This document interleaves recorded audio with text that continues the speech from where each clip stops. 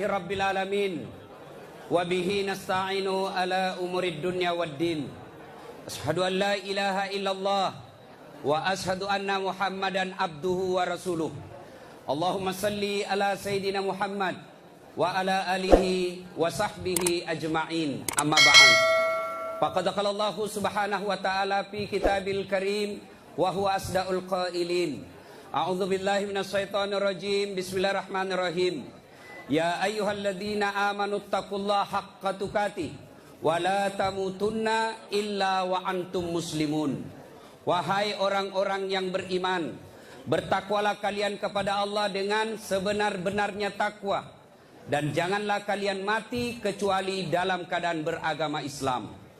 Ayat ini tiap Jumat dibacakan khatib. Tidak sah khutbah Jumat apabila khatib tidak membaca ayat ini. Apabila ada perintah yang harus diulang tiap pekan, berarti perintah itu sangat penting.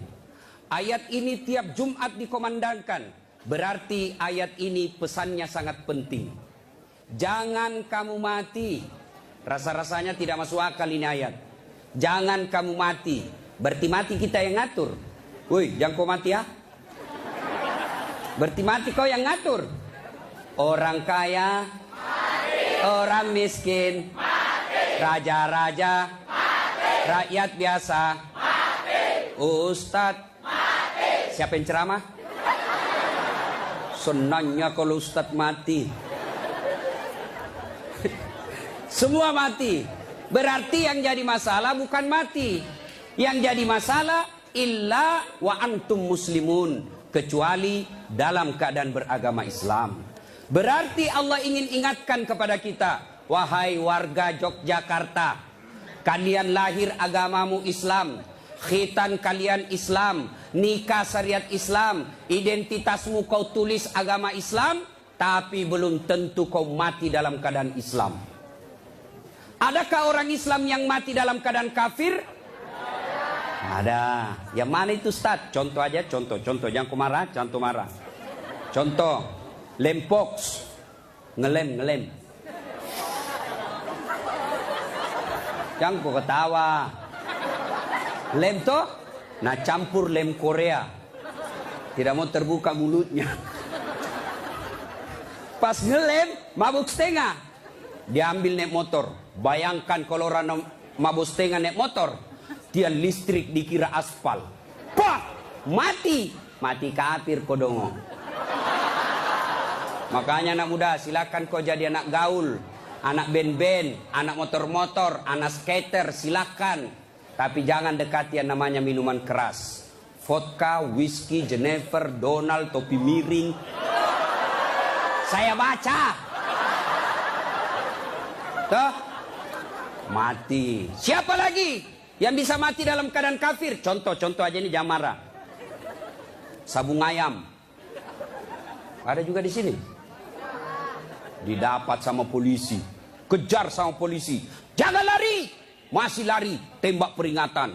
Masih lari, tembak 2 kali. Masih lari, tembak 3 kali. Akhirnya tembak kakinya. Tembak kakinya, kepalanya dikena. Saya tanya temanku yang polisi, bagaimana caranya kakinya kau tembak kok kepalanya dikena?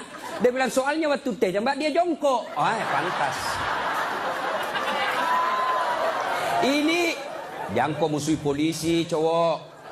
Oi, kau kira enak kalau hidupmu tidak ada polisi di Indonesia? Hah? Rumahmu dirampok, istrimu dibunuh, anak gadismu diperkosa, hartamu dijarah, kau datang ke polisi.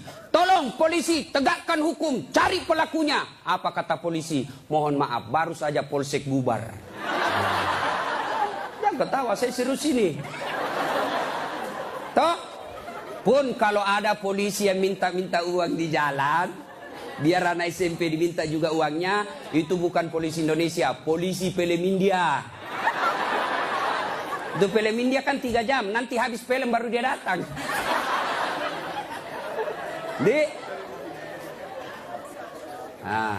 Jadi bisa jadi kita beragama Islam, tapi kemungkinan juga bisa jadi kita matinya dalam keadaan kafir. Wa qala idzan, Allah kemudian berfirman, Bismillahirrahmanirrahim. Ya ayyuhalladzina amanu dukhulu fis silmi kaffatan wa la tattabi'u khutuwatis syaitan innahu lakum adu mubin. Wahai orang-orang yang beriman, masuklah engkau ke dalam Islam secara sempurna, bukan Islam pencitraan, bukan Islam pilpres, bukan Islam pilcaleg, tapi Islamlah secara benar. Itu caleg kalau mau dipilih pasang baliho. Pasang baliho takbir. Fotonya di balik kepalanya, siap jungkir balik untuk rakyat. Pret. Beleng-beleng. Tidak. Islamlah secara benar. Wala tattabi'u khutuwatis syaitan. Dan janganlah engkau ikuti langkah-langkah setan, karena sesungguhnya setan itu musuh yang nyata bagi kalian. Musuh kalian bukan ulama, musuh kalian bukan ustadz, musuh kalian bukan tentara, musuh kalian bukan polisi, musuh kalian bukan mahasiswa, musuh kalian adalah setan, dan setan itu musuh yang nyata bagi kalian. Kalau saya ceramah seperti ini, ada enggak setan di tengah-tengah kita? Ada. Orang ceramah masa ada setan? Ada, setannya bukan pocong. Tapi apa setan yang ada di tengah-tengah kita? Bentuknya handphone. Apa ibu? Orang sudah ceramah masih sibuk. Sudah 55 umurnya siaran langsung juga.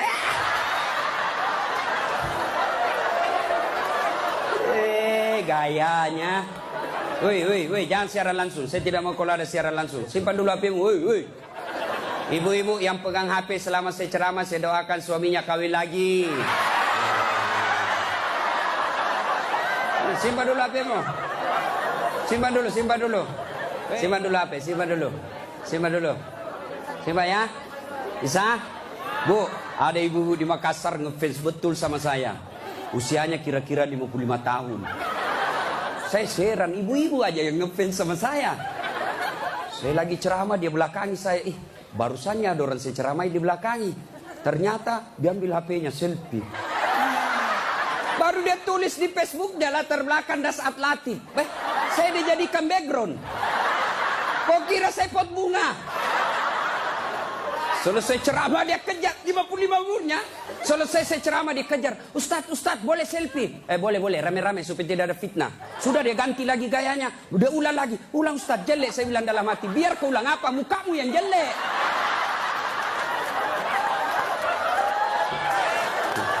Selesai selfie. Langsung dia bilang, Ustadz, boleh cium? Haram. Nggak boleh. Nggak nafsu Ustadz, cari barakah. Haram. Coba kau masih muda. Nakal. Simpan dulu HP ya, simpan dulu ya. Bu, bisa? Nah, wa qala idzan, Allah kemudian berfirman, Bismillahirrahmanirrahim. Innallaha wa malaikatahu yusalluna 'alan nabi. Ya ayyuhalladzina amanu sallu 'alaihi wa sallimu taslima. Sesungguhnya Allah dan para malaikatnya bersalawat kepada Rasulullah Muhammad sallallahu alaihi wasallam, maka wahai orang-orang yang beriman, bersalawatlah kalian kepada Rasulullah dengan sebaik-baik solawat. Saya mau dengar mana lebih kencang suaranya, ibu-ibu dengan bapak-bapak. Kita tanding malam ini, siap? Siap?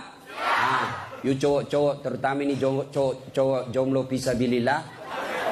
Nah, kau diam dulu, kita dengar dulu ini ibu-ibu salawat ya. Ayo bu, ayo bareng-bareng bu.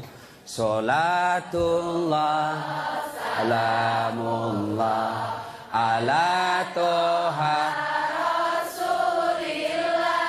Salatullah, salamullah, ala yasin Habibillah. Alhamdulillah. Ini bukan kencang, ini namanya syahdu. Suara begini yang kasih nafsu laki-laki. Makanya cewek, kalau kau ditelepon cowok, jangan kau kasih sahdu suaramu. Assalamualaikum, waalaikumsalam. Bagaimana orang tak nafsu sama kau? Lagi di mana dek? Di rumah aja kak. Kau tegas dong. Sebagai cewek muslimah, jangan kau mendayu-dayu. Assalamualaikum, waalaikumsalam. Lagi di mana? Di rumah. Ngapain? Apa tanya-tanya? Berhenti. Ini Waalaikumsalam. Ibu-ibu diam, kita dengar ini cowok-cowok. Ayo, cowok, jangan mempermalukan jenis kelamin. Ayo. Ayo. Diam ya, diam. Kita dengar ini cowok. Yuk. Salatu Mullah ala toha Rasulillah. Salatullah ala Yasin. Masya Allah. Terima kasih. Sudah bi bos. Overdosis kok. Kita diam semua. Kita dengar ini di atas. Ayo. Duduk ngambil gaya lo. Ya, ayo bareng-bareng. Yuk. Love it. Ini mau poligami, Fred.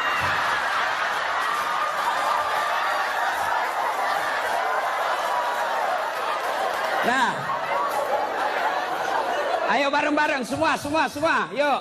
Salatullah salamullah ala toha Rasulillah. Salatullah salamullah ala Yasin. Alhamdulillah, terima kasih. Dek, bisa nggak bedakan tadi mana suara cewek, mana suara laki-laki? Bisa. Kenapa bisa? Karena Allah kasih kita telinga yang lengkap sensor pembedanya. Dia bisa bedakan mana bunyi handphone, mana bunyi kentut. Tanpa kau pernah kursus. Woi cewek, mau nggak saya kasih handphone iPhone X Max 512 giga? Mau? Gratis, mau? Mana? Mau. Tapi pulsanya 5 juta ibu, mau? Tapi begitu saya kasih langsung tuli. Mau diapa handphone kalau kau sudah tuli? Halo. Rusak lagi nih HP. Halo. Buka HP rusak, telingamu masalah. Berarti yang mahal bukan jaringan, yang mahal bukan seluler, yang bukan handphone yang mahal. Apa yang mahal? Telinga. Allah kasih kau gratis, tidak perlu kau bayar. Hebatnya lagi nih telinga, ya. Tempatnya kiri kanan proporsional. Bagaimana seandainya telingamu satu di bawah pantat? Halo, ya Ustadz. Lagi di mana? Di rumah aja Ustadz. Ayo. Repot toh? Ya, repot. Makanya kita ucapkan Alhamdulillah. Woi, cowok. Woi. Mau saya kasih ini kamera. Mahal ini kalau dikumpul semua, ratusan juta ini. Saya mengajar mata kuliah fotografi di UNHAS. Nih, ya. Kalau kamu ngambil gambar, kau harus tahu berapa megapiksel kekuatan kamera kamu. Kau harus tahu berapa kekuatan cahaya di tempat itu. Kau harus tahu berapa kecepatan angin ketika ada kau ambil gambar. Kau harus tahu berapa jarak dari matamu dengan objek yang kau akan ambil. Apa ini kamera yang mahal? Bukan. Apa yang mahal? Mata. Allah kasih kau gratis, tidak perlu kau bayar. Hebatnya lagi di mata, begitu kau buka otomatis autofokus. Tidak perlu kau putar, siapa ini? Oh, ternyata Felix Xiao. Wah, tidak perlu Pak. Otomatis. Dan hebatnya lagi di mata, Allah kasih kau sensor. Dia bisa bedakan mana istri, mana tetangga. Coba bayangkan. Seandainya tidak bisa dibedakan, tertukar istrimu. Kenapa malam minggu lain-lain rasanya ini? Ternyata Satpol PP. Makanya kita ucapkan Alhamdulillah. Bos, saya mengajar mata kuliah public speaking. Praktikumnya itu pidato di depan saya. Wih, ada cewek. Ada kawat di giginya. Saya biasanya di kampung pagar yang dikawat. Ini giginya dikawat. Saya tanya, apa namanya itu dek? Dia bilang behel. Oh. Lidah Sulawesi ini bos. Yang Kau paksa saya menjadi lidah Solo. Hah? Mahal itu, Dek. Ini 20 juta. Wih, 1 kali umroh. Disimpan di giginya. Saya tanya, sini kau dulu cewek. Kau kira itu behelmu yang mahal? Bukan, tapi apa? Gigi. Biar kau mau pasang behel harga 100 juta, ndak ada gigimu, apa kau mau kawal? Ayo, berarti yang mahal gigi. Hebatnya lagi di gigi, tumbuh dan panjangnya dibatasi. Pernah ndak kau bayangkan bagaimana seandainya gigimu tumbuh seperti rambut? Saya yakin Dude Herlino ndak akan main sinetron kalau sudah keluar giginya. Ndak ada yang mau nonton. Makanya kita ucapkan alhamdulillah. Makanya jangan kau pernah ngeluh. Jangan kau merasa putus asa. Jangan kau merasa kamu miskin. Kalian semua orang kaya. Yang kekayaanmu kata Allah, fi ahsani takwim. Itu badanmu yang sangat cantik. Ya? Saya jelek Ustaz. Karena kau membandingkan sama yang cakep. Saya tidak mau duduk dengan ini artis aktris hijrah, hancur saya. Hancur. Lebih baik saya dekat-dekat sama Tukul 11-12. Kalau saya dekat-dekat di sini, hancur saya, Pak. Bersyukurlah kepada Allah, dan salah satu cara bersyukurmu, kamu datang di tempat ini. Allah kasih kita begitu banyak nikmat. Sehingga Rasulullah pernah sujud, meneteskan air mata dalam sujudnya. Lalu Umar bertanya, ya Rasulullah, kenapa kau meneteskan air mata? Kata Nabi, karena saya tidak bisa membayar nikmat Allah dengan ibadah yang saya lakukan. Adakah yang bisa mengalahkan ibadahnya Nabi? Demi Allah, di kolong langit ini tidak ada orang yang hebat ibadahnya seperti Rasulullah Muhammad SAW. Tapi beliau masih sadar ibadah yang dilakukan tidak mampu membayar nikmat yang Allah berikan. Maka kalian bersyukur datang ke tempat ini.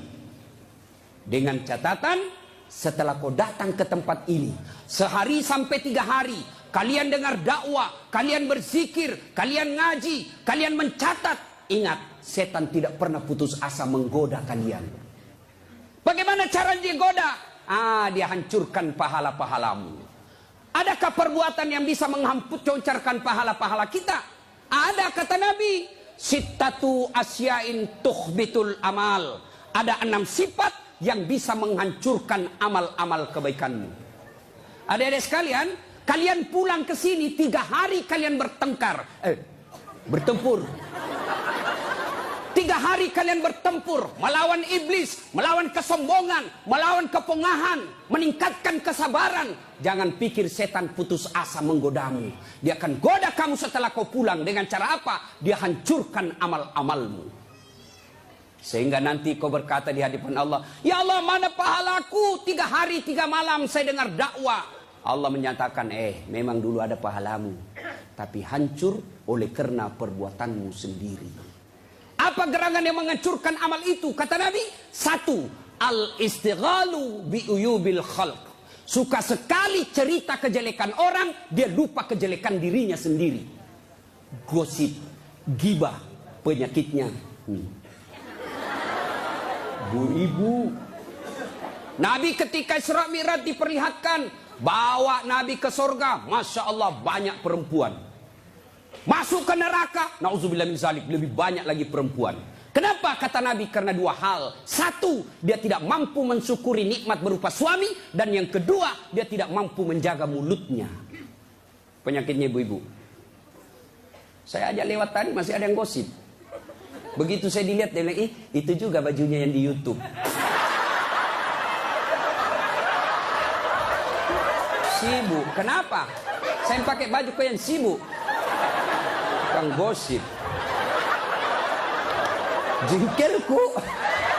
Kenapa kok gosip saya? Bu, halo ibu. Penyakit ibu-ibu yang tidak bisa dikendalikan, hawa nafsu menceritakan kejelekan orang. Kalau laki-laki kumpul paling dicerita, wih, itu anak sayang. Yang pertama cakep tapi beleng-beleng. Itu yang kedua cakep, tapi ya dongok. Paling kita cerita itu Wah, itu motor saya rewel. Itu mobil saya yang tua, wah sedikit-sedikit mogok lagi. Itu atap rumah saya bocor. Paling kalau bapak cerita itu. Tapi coba kalau ibu-ibu. Pertama dicerita sinetron.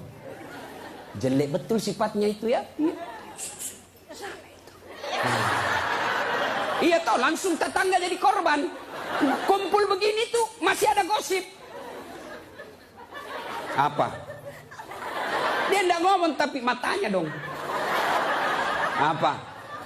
Hidungnya enggak serasi dengan roknya. Beliau kayak umbul-umbul. Sudah. Satu udah digosip. Lewat lagi satu. Apa? Palsu.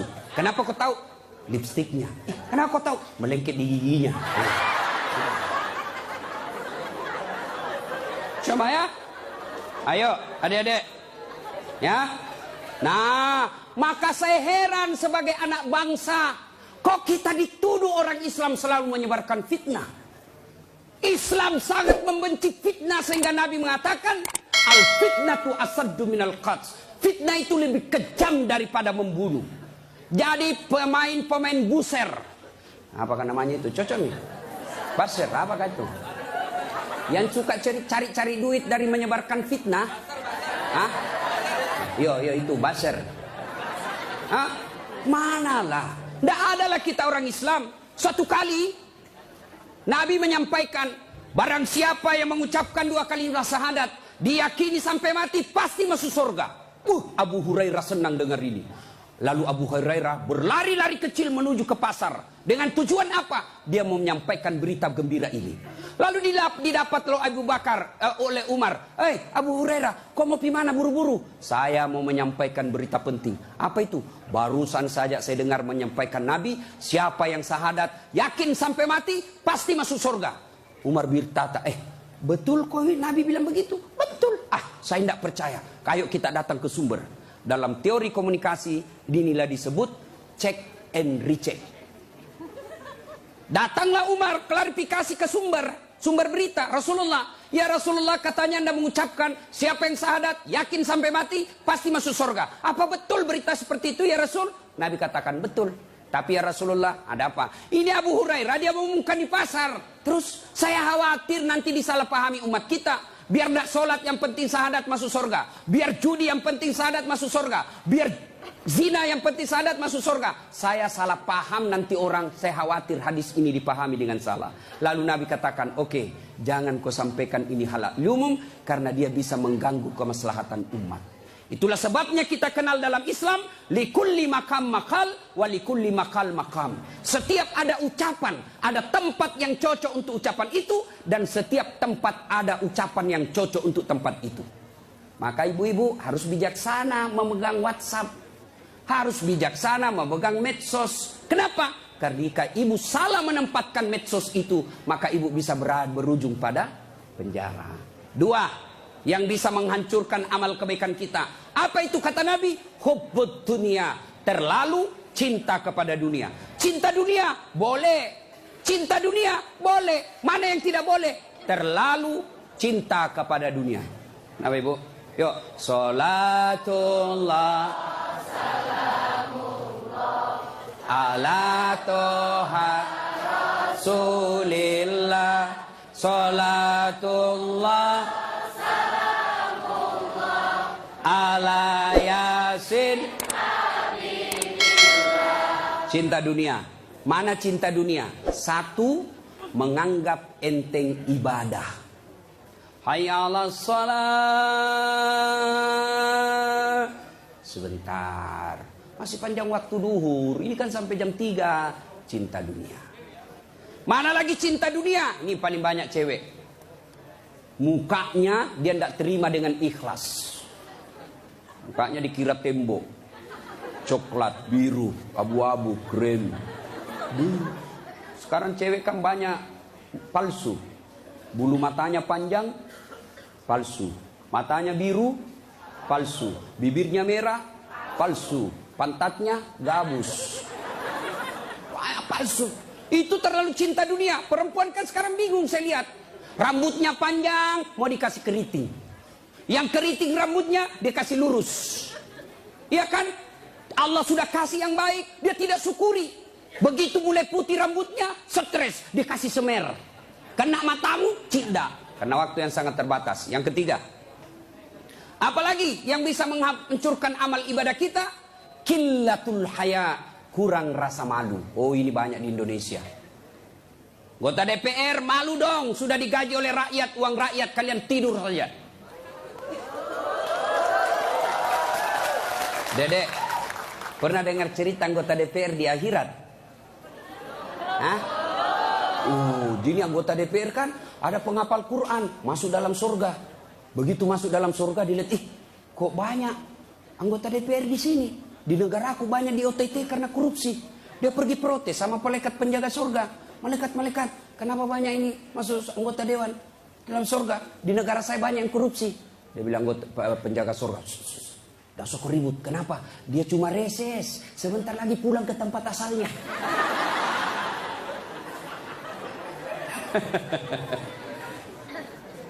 Terlalu cinta kepada dunia dilarang oleh agama.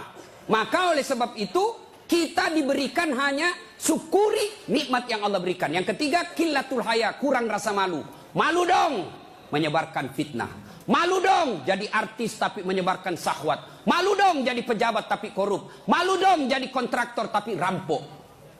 Pernah dengar cerita kontraktor di akhirat? Hah? Oh, ini penghuni akhir, penghuni sorga sama penghuni neraka baku SMS. SMS-an dia. Bilang penghuni sorga, Mas bro, bagaimana kabarmu di situ? Bah, tidak ada enak di sini. Di blender terus kita di sini. Tidak ada jam istirahat. Kau di situ bagaimana kabarmu di sorga? Masya Allah, enak betul. 1 laki-laki, 7 bidadari. Bayangkan Pak, 7. Dan itu bidadari tidak pernah kentut. Seperti istri kita di rumah 7 kali kentut 1 hari. Tidak pernah kentut. Perawan terus. 7 bidadari. Sampai jam berapa?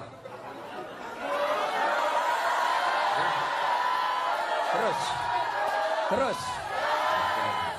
Lalu kata penghuni sorga, wah enak betul di sini. Penghuni neraka, bolehkah kami jalan-jalan ke situ? Boleh. Ya gimana? Penghuni neraka kan kreatif.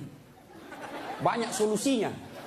Gimana? Sudahlah, tidak usah cemas. Kami bikin jembatan dari sorga, kamu juga bikin jembatan dari neraka. Kita ketemu di tengah. Setuju? Setuju. Lelang proyek. Keluar pemenang tender. Kerjalah. Hari pertama. Hancur juga ini Ustaz. Nasib sial saya ini malam. Uang merah kek.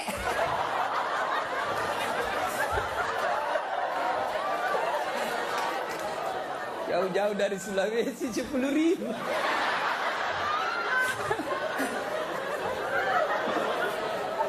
Nah, lalu dia bilang, hari pertama proyek dari neraka selesai 50%. Hari kedua selesai 70%. Hari ketiga tuntas, efektif dan efisien. Selesai proyek. Sampai di tengah dilihat-lihat di proyek dari surga. Kenapa belum mulai-mulai? Dia teriak lah, ini dari neraka. Mas bro, kenapa kau belum mulai proyekmu? Kami sudah sampai di tengah sesuai perjanjian. Kenapa kau belum mulai? Kata penghuni dari surga, bagaimana mau dimulai? Pemborong, kontraktor, pengawas, panitia, ada semua di situ.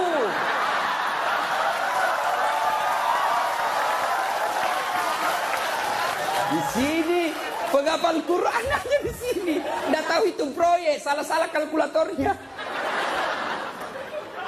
Ya, cinta dunia, ya, kurang rasa malu. Mana lagi yang kurang rasa malu? Kalian cewek. Ayo, ibu-ibu hadir di sini, alhamdulillah. Tapi tolong yang paling banyak kurang rasa malunya sekarang perempuan. Mulai dari cara berpakaiannya. Kata Nabi, suatu waktu nanti perempuan berpakaian tapi telanjang dan mereka menyukainya. Berpakaian tapi telanjang dan anehnya mereka suka. Mana disebut berpakaian tapi telanjang? Lihatlah sekarang. Saya selalu istilahkan, lebih susah lihat paha ayam kampung daripada paha cewek. Yang ketawa, saya serius ini. Coba lihat paha ayam kampung. Bapak harus kembali kampung dulu. Kan namanya ayam kampung, jadi kita harus kampung dulu.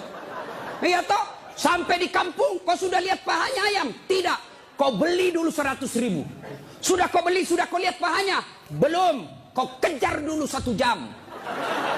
Begitu kau mau tangkap, dia terbang. 1 jam dikejar, baru tangkap. Sudah kau tangkap, sudah lihat pahanya? Belum. Kau potong dulu dengan ucapan Bismillahirrahmanirrahim. Sudah kau potong, sudah lihat pahanya? Belum. Kau rebus dulu 15 menit air panas. Sudah kau rebus, sudah lihat pahanya? Belum. Baru dicabut. Baru kelihatan pahanya putih mulus. Balik kampung, kau keluar 100.000, kau kejar 1 jam, kau potong dengan kalimat basmalah, kau rendam 15 menit air panas, baru lihat pahanya yang putih. Ayam kampung. Tapi coba lihat cewek, kau berdiri saja di pinggir jalan, 15 menit, 10 pasang paha cewek gratis. Bahkan kadang-kala boleh dicolek. Makanya cewek, mari kita kerjasama. Kami laki-laki jaga mata, tapi tolong Anda cewek jaga akhlak. Biar kami setengah mati jaga mata, kalau kalian gentayangan habis amal kami.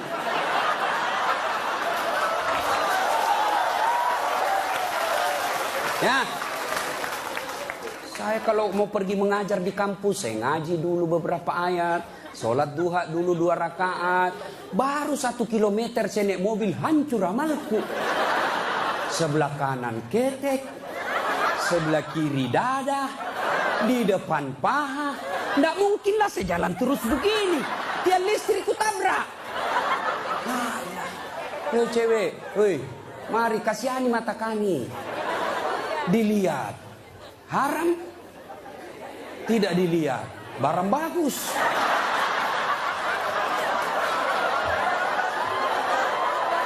Hei, oke, sekarang banyak perempuan kurang rasa malunya. Dulu kalau ada perempuan hamil di luar nikah, dibuang dari kampungnya. Keluar kau menyebarkan aib. Itu Dulu perempuan meskipun belum pakai jilbab, tapi dia jaga harga dirinya. Saya zaman SMA kan belum ada jilbab. Kawan saya kalau jatuh ballpointnya, kan tidak pakai jilbab. Dia pegang dulu ini, lalu dipegang roknya di bawah, baru dia dongkok begini. Dulu. Sekarang cewek dia sengaja memang itu pakai tipis kecil, jalan dia mau tabrak kita. Hancur. Maka kalian akhwat yang datang di sini pengajian selama 3 hari 3 malam, tolong selamatkan saudara-saudara kalian akhwat-akhwat supaya mereka tidak pakai begitu. Kalian tularkan itu jilbabmu kepada saudara-saudara semuslimah. Jangan kau biarkan mereka, dakwai mereka. Dia mau dengar atau tidak, kewajibanmu sampaikan, soal diamalkan urusan lain. Terutama juga yang pakai jilbab tapi tidak memenuhi syarat. Pakaian jilbab itu, pakaian menurut Islam itu ada 4 syaratnya. Nih dengar baik-baik yang mau bikin baju. 1, syarat pakaian itu nutup aurat. Alhamdulillah kalian semua nutup aurat.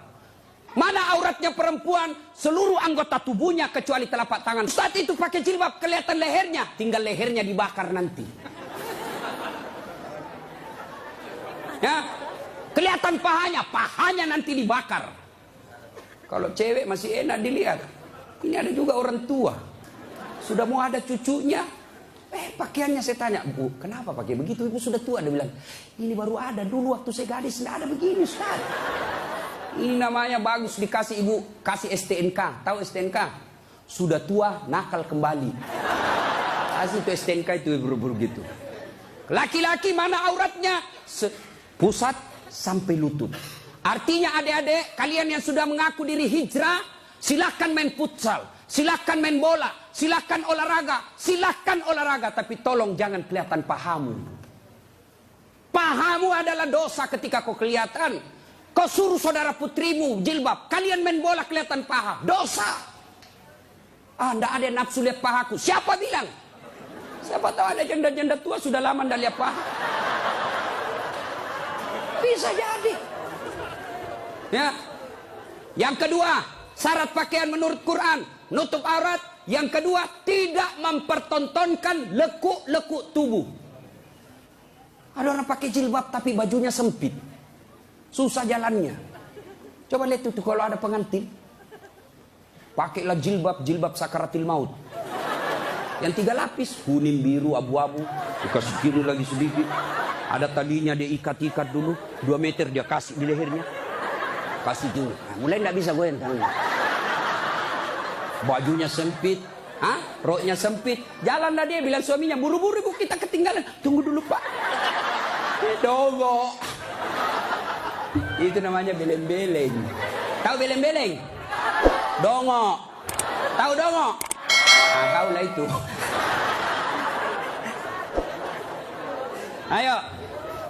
Syarat yang ketiga, cowok juga. Kalian pikir kalau kau cowok berpakaian ketat-ketat tidak berdosa? Dosa juga itu. Yang kami mencengkelkan itu yang gendut. Masuklah dia di masjid pakai kaos oblong. Begitu dia ruku, mulai mencemaskan. Sujud, ada celengan. Beleng-beleng.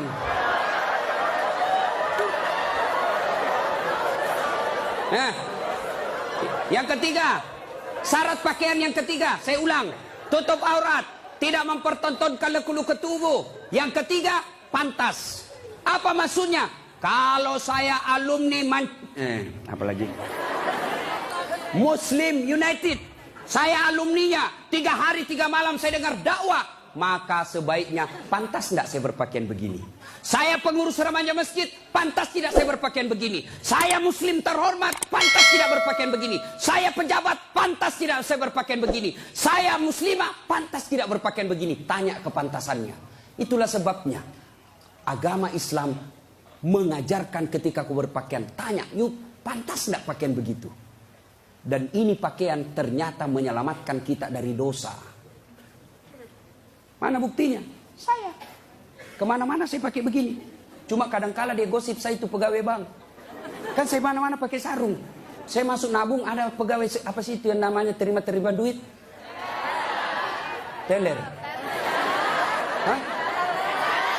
Iya teller. Dia gosip. Dia apa? Salah masuk. Dia kira masjid. Dia kira saya masuk masjid, saya pakai sarung. Saya dengarlah saya, kenapa? Saya pakai sarung koin sibuk. Tidak jadi saya nabung, pulang saya. Orang kalau pakai muslim begini, baju koko, gamis, insya Allah terpelihara dari dosa. Saya jalan tiba-tiba di mall banyak cewek cantik, tidak mungkin saya lihat. Kenapa? Saya malu. Masa Ustadz lihat yang cantik? Terpaksa dilihat, ya lihat sedikit aja. Sudah. Ayo, ibu-ibu, mau ndak suamimu terhindar dari tempat-tempat maksiat? Keluar, suruh pakai peci, pakai songkok, pakai gamis. Ndak mungkin dia pakai begini pergi main biliar. Maka suruh pakai itu.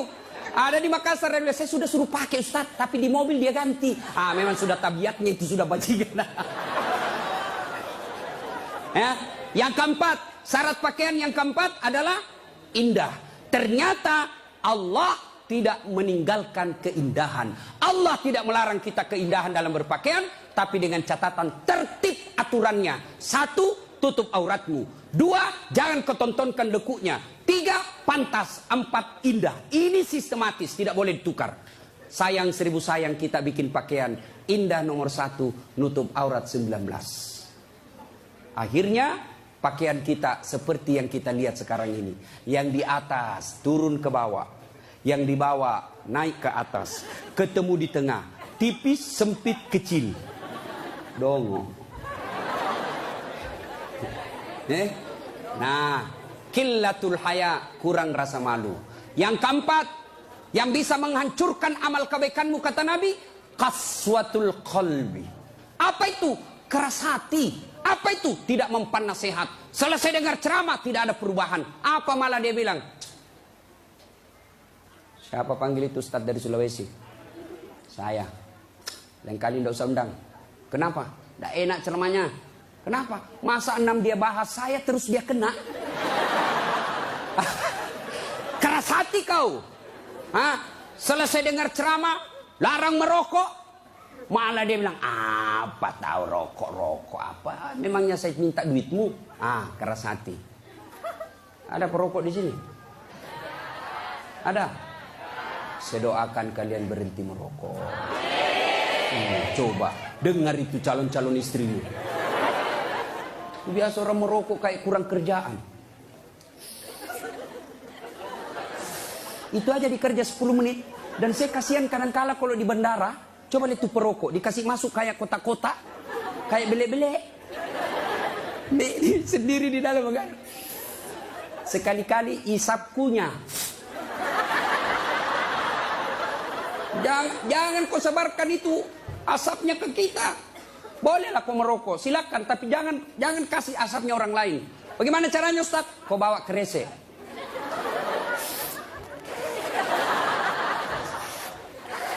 Itu bebas polusi.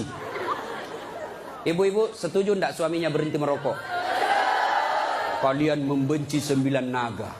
Kalian membenci mereka-mereka itu. Tapi kalian beli rokoknya. Kalau kalian mau hancurkan mereka, berhenti kau merokok. Lebih baik itu rokokmu anak muda, kau tabung, lamar cewekmu. Kau juga cewek, jangan terlalu lama mau dipacari. Ini pacaran Islami, Ustaz. Pret. Pacaran syar'i. Mana ada pacaran syar'i, cilaka? Dengar ini cewek. Kau sudah 2 tahun dipacari, tidak dilamar-lamar. Berhenti kau. Kasih tahu itu cowokmu. Motor aja dicicil 1 tahun sudah lunas.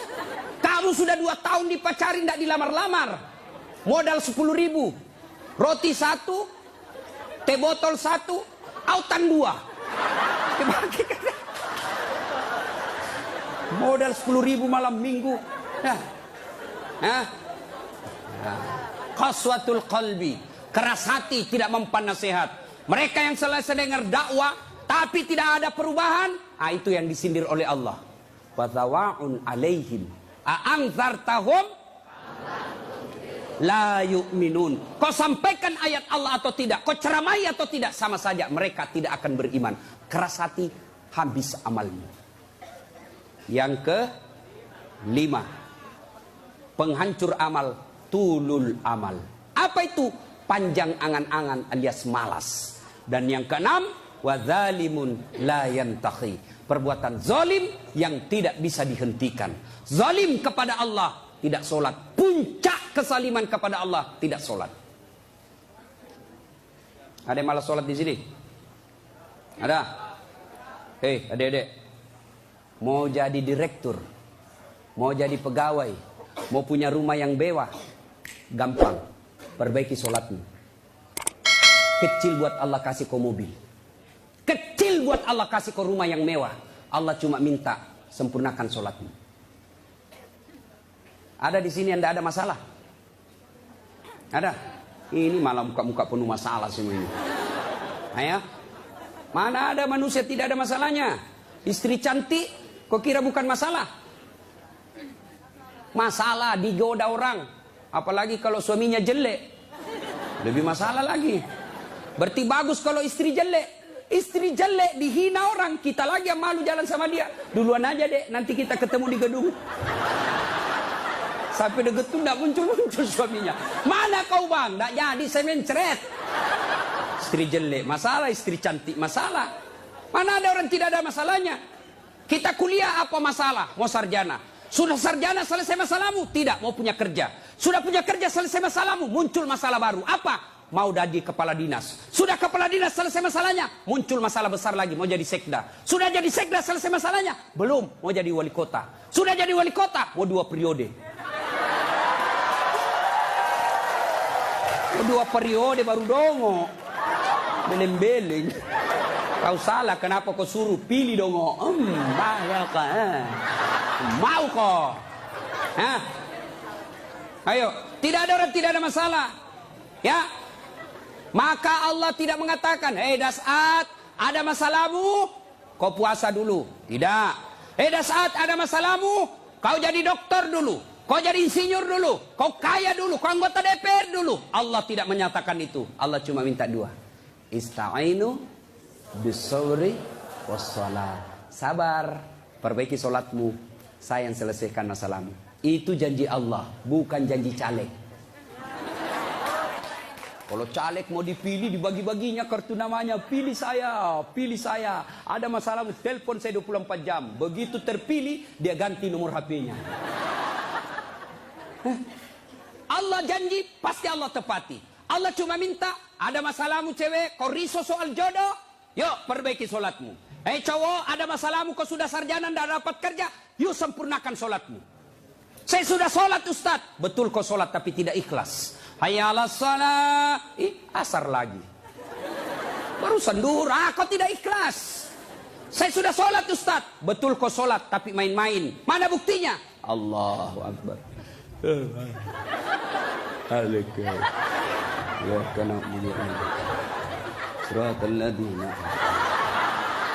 Kau ketawa karena kau bayangkan dirimu.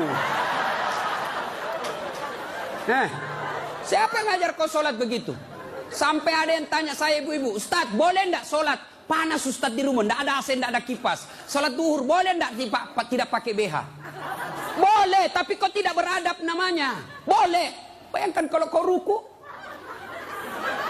Yang ketawa cowok, ini barengan laki-laki perempuan. Boleh, tapi tidak beradab namanya. Itu kau tidak ikhlas. Saya sholat Ustadz, betul kau sholat. Tapi sholatmu ya tidak seperlunya. Ayo juga sholat Allah.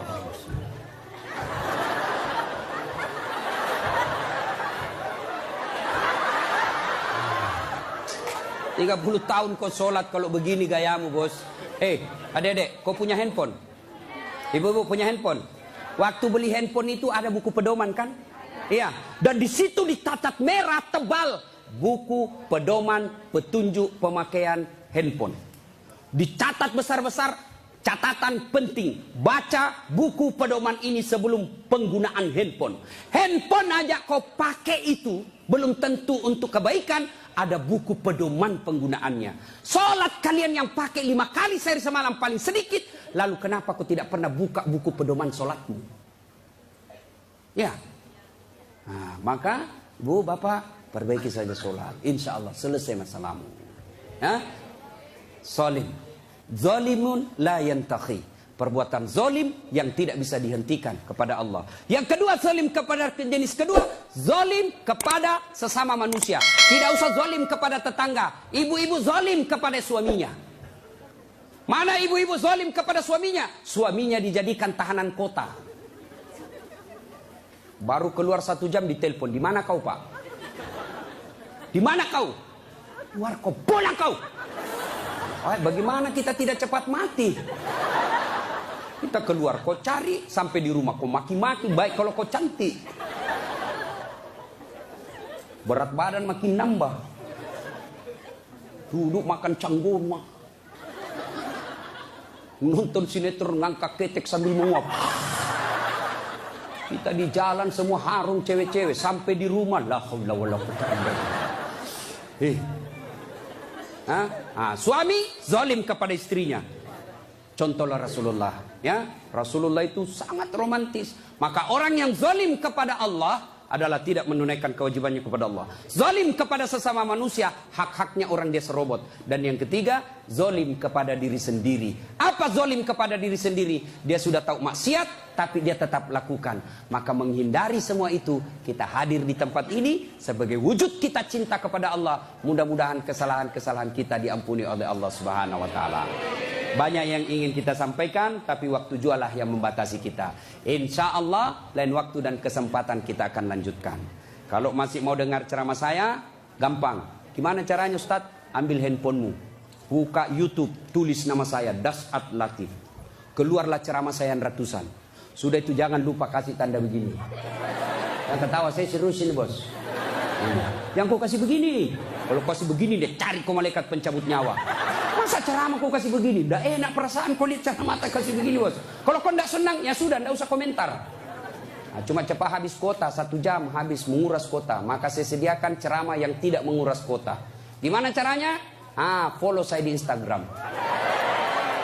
Dasat Latif 1212. Dasat Latif 1212. Sudah ku follow Ustaz, tidak mau tak putar ceramahmu. Hakul yakin dada datamu.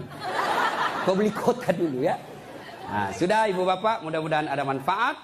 Sebelum kita akhiri, mari kita kirimkan suratul Fatihah kepada Rasulullah Muhammad SAW.